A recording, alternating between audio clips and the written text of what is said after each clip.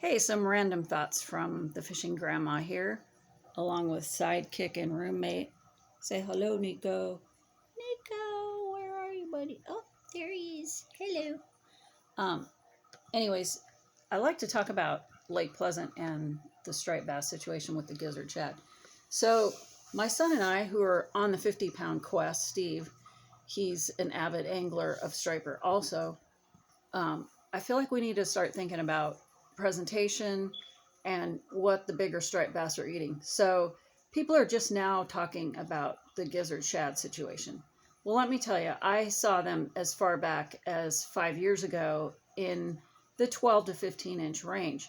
So I really feel like this is the time already that we need to be thinking about baits, presentation, what mimics those the best. And keep in mind too that these bigger striped bass, they are not eating like 5 of them at a time, at any given point. They're going to eat one. They're going to expend not so much energy. So we need to really think about where the big ones are at and how to mimic these gizzard shads so that they will come after them when they're hungry. The other thing I wanted to talk about, Shake, Rattle, and Troll today, they talked about the fact that the one guest that they had on there said he really doesn't follow the trends, quote unquote, with baits, which I think is a good idea because I think in a lot of things in life, if you liken it to shooting an arrow, so if you shoot your arrow at 50 different targets, you might not get any. You might get one. However, if you concentrate all your arrows on one single target, you're likely to get it. And by that, I mean, let's not be a jack of all trades. Let's be a master of a few. So, undoubtedly I have 6 rods in my boat. However, I'm not using a whole bunch of different baits and tackle and stuff. If you really look at my tackle box, there's only a few things that I use consistently because I'm good at those things. And I understand when and where to use those things.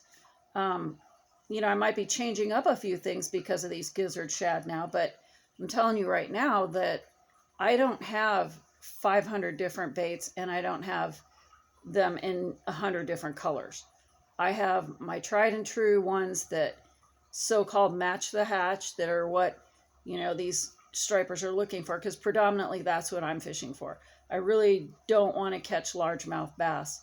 It's the big striper quest. My son and I, Steve, we're on the 50-pound striper quest. So, for us, largemouth bass, we're not really looking for that. So, and to be honest, I mean, I know I'm going to make a lot of largemouth bass fishermen mad, but largemouth are kind of easy. They kind of just move with the flow. They go up and down.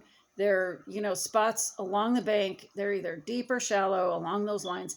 However, when you start looking at a fish like striper, the striper are moving. They're moving with the bait fish. They don't, hang with structure. They're not predictable in any way usually. So, especially the big ones. So we have as of yet to figure out. I have some theories and some things I want to try that I have heard other anglers talking about. So, we're still in that quest of how to catch super big ones. We're not looking for little ones. We're not necessarily looking for a bunch of tacos. We want to catch, fish in the double digits. And, the state record striper is in that lake. It's just a matter of figuring out how to get them. There's been some big ones that have been caught in there. However, they're not talked about that much. But, I'm sure that the state records are going to be coming out of there very soon. Because like I said, 5 years back, they were feeding on these gizzard shad. And these gizzard shad were huge then. So there's some big fish in there that are cruising around. We just have to figure out where and how and when. We're pretty close to it, I think. But, it's just going to be a hit or miss till we figure out what that pattern is with those big fish and the big bait. Anyways, just random thoughts from the fishing grandma. And until next time, tight lines, guys. Bye.